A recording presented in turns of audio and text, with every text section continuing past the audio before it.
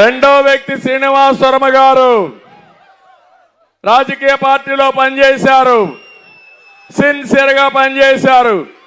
ఒక కార్యకర్తను వాళ్ళ పార్టీ గుర్తించి ఎంపీగా ఇచ్చారు. అది ఆయన సేవాభావం. ఇప్పుడు నేను అడుగుతున్నా, మేము ఇక్కడ 3 పార్టీలు జట్టు కట్టాం. మా కోసరం కాదు, రాష్ట్రం కోసం, మీ కోసం.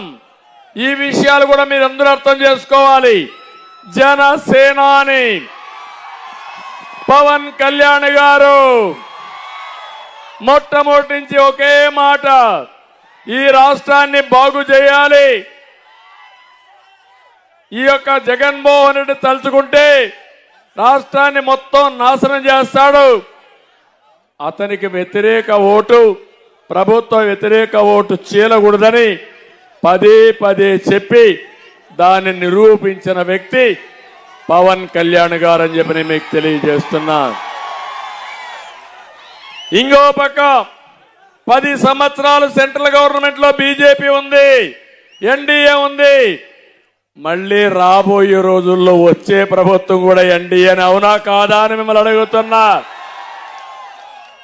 అందుకే మొన్న ప్రధానమంత్రి గారు చెప్పారు, డబుల్ ఇంజన్ సర్కార్, కేంద్రం రాష్ట్రం ఇద్దరు కూడా అనుకూలమైన ప్రభుత్వాలు వస్తే బ్రహ్మాండంగా అభివృద్ధి జరుగుతుందని చెప్పిన వ్యక్తి ప్రధానమంత్రి నరేంద్ర మోడీ గారు. అవునా కాదా అని మిమ్మల్ని అడుగుతున్నా. ఈరోజు మీరు ఒక్క విషయం గుర్తుపెట్టుకోండి, విభజన జరిగిన తర్వాత అభివృద్ధి ఎట్లా చేయాలో చేసి పెట్టిన పార్టీ తెలుగుదేశం పార్టీ. అవునా కాదా ఒకసారి ఆలోచించండి. హైదరాబాద్ ఒక నమూనా. ఇక్కడ పాలకొల్లోళ్ళు హైదరాబాద్కి పోతున్నారు పనుల కోసం, పాలకొల్లో పనులు లేవు. నా పట్టుదల అదే. నేను అభివృద్ధి చేసిన నగరం హైదరాబాద్ నగరం. మళ్ళీ ఆంధ్రప్రదేశ్ని దానికంటే మిన్నగా చేసి తెలుగు జాతిని నడిపించాలని ఎన్నో కార్యక్రమాలు చేశా. కానీ దుర్మార్గుడు వచ్చాడు, రివర్స్ పాలన అన్నాడు, విధ్వంసంతో ప్రారంభించాడు, చాలా సమస్యలు తెచ్చాడు. ఈరోజు అందుకే ఇంకొక విషయం కూడా మీరు గుర్తుపెట్టుకోవాలి, భారతదేశం అభివృద్ధి చెందుతా ఉంది, ప్రపంచంలోనే గుర్తింపు వచ్చే పరిస్థితి వచ్చింది. భవిష్యత్తులో ఇంకా మనం మెరుగైన పాలన ద్వారా పేదరిక నిర్మూలన చేసి మన పిల్లల్ని బ్రహ్మాండంగా చదివించి వాళ్ళ భవిష్యత్తు బంగారు భవిష్యత్తు చేసుకునే అవకాశం ఉంటుంది.